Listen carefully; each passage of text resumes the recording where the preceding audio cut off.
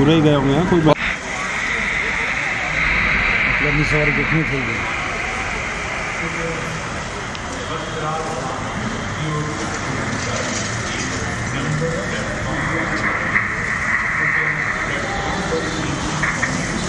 पूरे ही गए होंगे कोई मतलब सवारी कितनी थी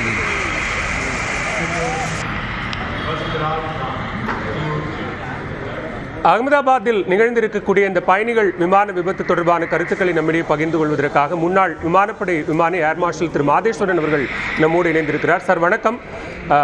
அகமதாபாத்திலிருந்து டேக் ஆஃப் ஆன சில நிமிடங்களில் ஏர் இந்தியாவினுடைய பயணிகள் விமானம் விபத்திற்குள்ளாகி இருக்கிறது. கிட்டத்தட்ட 242 பயணிகளோடு இந்த விமானம் விபத்திற்குள்ளாக இருக்கிறது. மேடே கால் அப்படிங்கிற ஒரு எச்சரிக்கை அழைப்பு விடுக்கப்பட்டும் அதற்கு பதிலளிக்க முடியாமல் ஏடிசி தவிர்த்திருக்கிறது. இந்த சூழலை எப்படி பார்க்கணும்?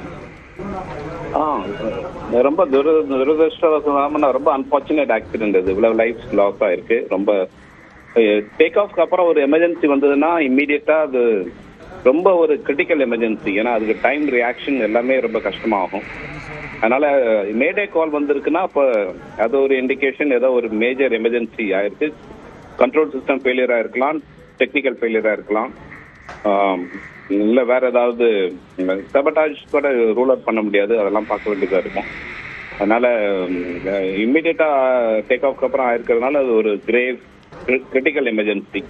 அதில் ரெக்கவர் ஆகிறதுங்கிறது கொஞ்சம் கஷ்டமான விஷயம். அது பிளாக் பாக்ஸ் கிடைச்சி அது ஃபுல்லாக ஆரஞ்ச பிறகு தான் அவங்களால சொல்ல முடியும். இப்போதைக்கு நம்மளால எதையுமே இது என்ன ரீசன்ங்கிறது சொல்ல முடியாது. இப்போ போயிங் 787 மாதிரியான விமானங்கள் அப்படிங்கிறது உயர் தொழில்நுட்பம், பாதுகாப்பு சிறப்பம்சங்களை உள்ளடக்கிய ஒரு விமானம் தான். ஸோ அது ஒரு டேக் ஆஃபுக்கு முன்னாடி எல்லா விதமான சோதனைகளும் செய்த பிறகாகத்தான் ஒரு பயணிகள் விமானம் டேக் ஆஃப் ஆகும். இந்த விமானத்தில் விபத்து ஏற்படக்கூடிய வாய்ப்புகள் அப்படிங்கிறது இருக்கா?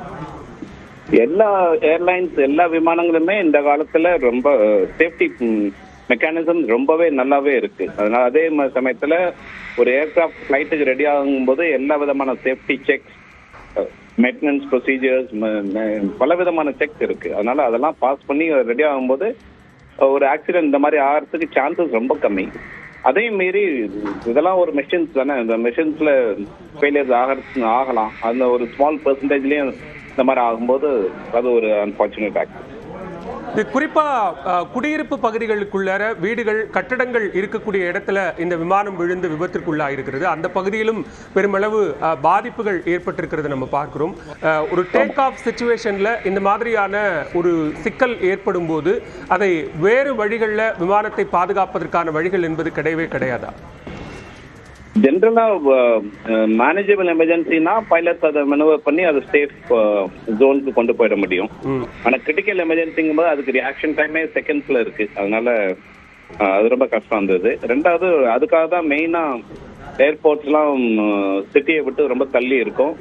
அதே மாதிரி இந்த மாதிரி கிரிட்டிக்கல் ஜோன்ஸ் ஃபனல்லாம் ரெசிடென்ஷியல் ஏரியாவை ஒரு குறிப்பிட்ட டிஸ்டன்ஸ் வரைக்கும் ஜென்ரலாக அலோவ் பண்ண மாட்டாங்க. ஆனால் நம்ம நாட்டில் பாப்புலேஷன் டென்சிட்டி அதெல்லாம் பார்க்கும்போது நிறைய இந்த ரூல்ஸ் எல்லாம் கொஞ்சம் ரிலாக்ஸ்டாக தான் இருக்கு. அதனால ஆனால் பெர்சன்டேஜ் இந்த மாதிரி ஒரு ஆக்சிடென்ட் ஆகிறதுக்கான பெர்சன்டேஜ் ரொம்பவே கம்மிங்கிறதுனால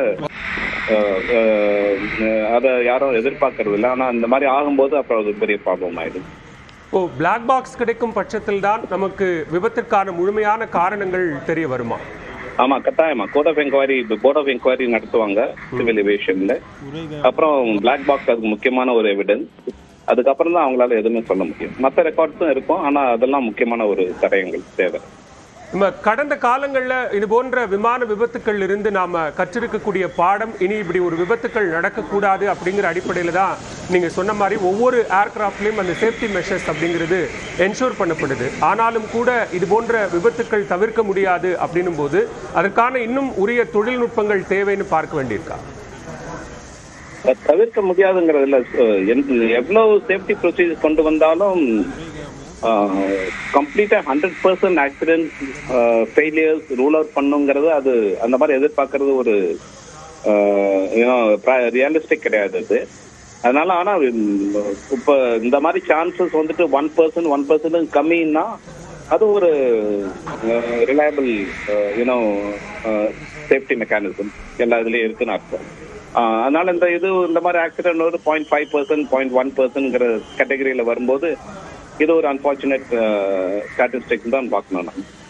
கிட்டத்தட்ட 8000 மணி நேரத்திற்கும் மேலாக விமானத்தை இயக்கிய அனுபவம் கொண்ட விமானிகள் தான் இந்த விமானத்தை இயக்கி இருக்கிறார்கள். அவர்கள் ஒரு அவசர அழைப்பு, கடைசி நிமிடத்தில் ஒரு மேடே கால் மாதிரியான ஒரு அவசர அழைப்பு கொடுத்தும் கூட விபத்திலிருந்து தவிர்க்க முடியாத ஒரு சூழலுக்கு அவர்கள் சென்றிருக்கிறார்கள். அப்படின்னா என்ன முதற்கட்டமா என்ன காரணமா இருக்க வாய்ப்பு இருக்கு? அவங்களால ரொம்ப கிரிட்டிக்கல் எமர்ஜென்சி இல்ல ஏதோ சபட்டாஜ் இருந்தாங்கிறதெல்லாம் நம்மளுக்கு இப்ப தெரிய வராது.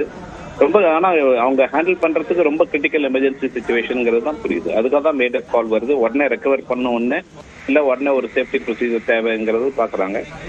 ஏர்கிராஃப்ட கண்ட்ரோல்ல கொண்டு வர்றதுங்கிறது அவங்களுக்கு ரொம்ப கஷ்டமாவே இருந்திருக்கு. அது உடனே ரெக்கவர் பண்ண முடியாம ஆக்சிடென்ட் ஆயிடும். அதுதான் அதுக்கு அர்த்தம்.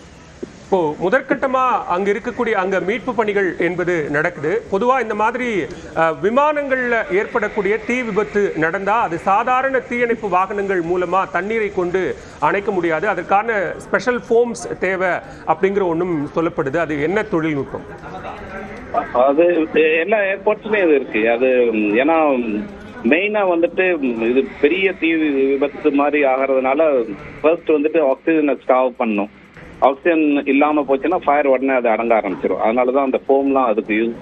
அதை உடனே அது செக்லூட் பண்ணி அந்த ஆக்சிஜன் கிடைக்காம ஒரு ஸ்டாவ் பண்றதுனால அந்த தீயெல்லாம் அணைக்க முடியும் நம்மளால. அதனால இதுக்கான பலவிதமான தீயணைப்பு என்ஜின்ஸ், மெஷின்ஸ் எல்லாமே ஏர்போர்ட்ஸ்ல இருக்கும். உடனே அவங்க ரஷ் பண்ணி அதை பார்ப்பாங்க. கிட்டத்தட்ட 9 மணி நேரம் பறக்கக்கூடிய விமானம், லண்டனினுடைய காட்விக் ஏர்போர்ட்டுக்கு செல்லக்கூடிய விமானம். ஸோ அந்த விமானத்தில் எவ்வளவு மிக அதிகமாக பயணிகள் உட்பட உடைமைகள், அதே நேரத்தில் 9 மணி நேர பயணத்துக்கு தேவையான ஃபியூல் அப்படிங்கிறதும் அதில் இருந்திருக்கும். ஸோ அந்த அளவுக்கான பாதிப்புகள் இருக்கும் அப்படின்னு தானே அதை நம்ம பார்க்க வேண்டியிருக்கும். ஆமாங்க, ஏர்கிராஃப்ட் வந்துட்டு 50% மேல அதனுடைய வெயிட்டே ஃபியூல் வெயிட் தான். அதுவும் டேக் ஆஃப்னா ஃபுல் ஃபியூல்ல இருந்திருக்கும் அது. அப்ப அதனால அது கிராஷ் ஆகும்போது எதுவுமே சர்வைவ் ஆகிறதுக்கு சான்ஸே கிடையாது. மிக்க நன்றி திரு மாதேஸ்வரன். இணைப்பில் வந்து விரிவான கருத்துக்களை எங்களோடு பகிர்ந்து கொண்டமைக்கு நன்றி. தற்போது வந்திருக்கக்கூடிய அண்மை செய்திகளையும் நாம் பார்த்து கொண்டிருக்கிறோம். விமான விபத்தில் இதுவரை 30 பேர் உயிரிழந்திருப்பதாகவும் அவரது உடல்கள் மீட்கப்பட்டிருப்பதாகவும் தகவல் வெளியாகி இருக்கிறது.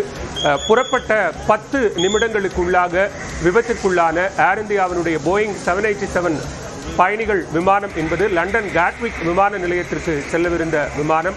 அதில் விமானிகள், கேபின் க்ரூ உட்பட 242 பயணிகள் இருந்த நிலையில் மீட்பு பணிகள் என்பது அங்கு துரிதகதியில் நடைபெற்று வருகிறது.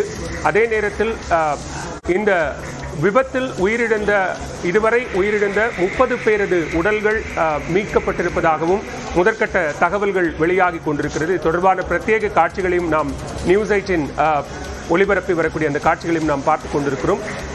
787 விமானம் என்பது மிக குறிப்பாக விமான நிலையத்திலிருந்து புறப்பட்ட 10 நிமிடங்களுக்குள்ளாக விமானி மேடே கால் என்கிற ஒரு அவசர அழைப்பை விமான நிலைய கட்டுப்பாட்டு அறைக்கு கொடுத்திருக்கிறார். ஆனால் உடனடியாக கட்டுப்பாட்டு அறையிலிருந்து தொடர்பு கொண்ட போது விமானத்தை தொடர்பு கொள்ள முடியவில்லை என்றும் தற்போது ஏசிடி தெரிவித்திருக்கிறது. அதே